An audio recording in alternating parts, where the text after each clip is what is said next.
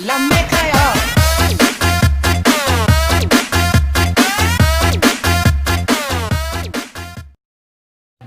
Hey guys, good morning and welcome back to another video.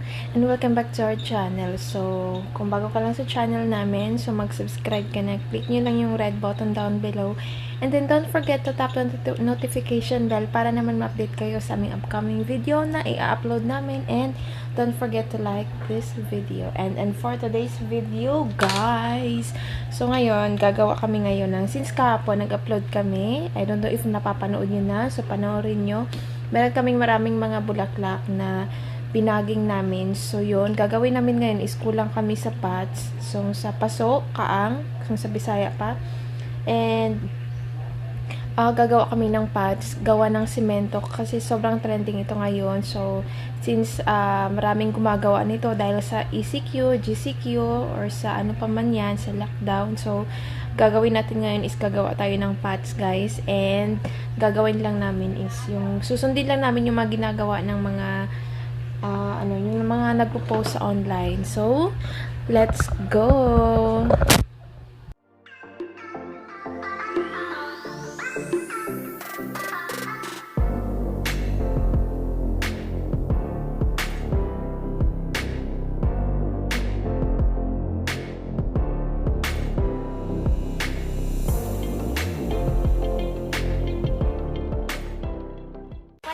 Oh, ayan na guys. Yan, nagmix na sila ng semento.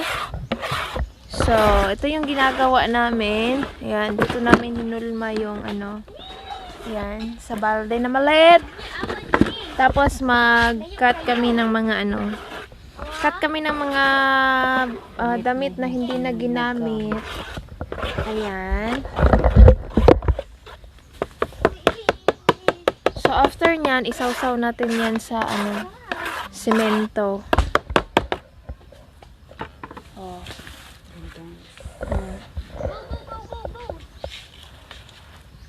So, mura na kang naglaba. Ano lang? Ano lang siya, guys.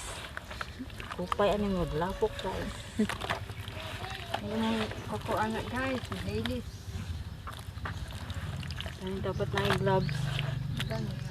Ano tayo gloves ya? Dito. Asan itong gloves sa baboy?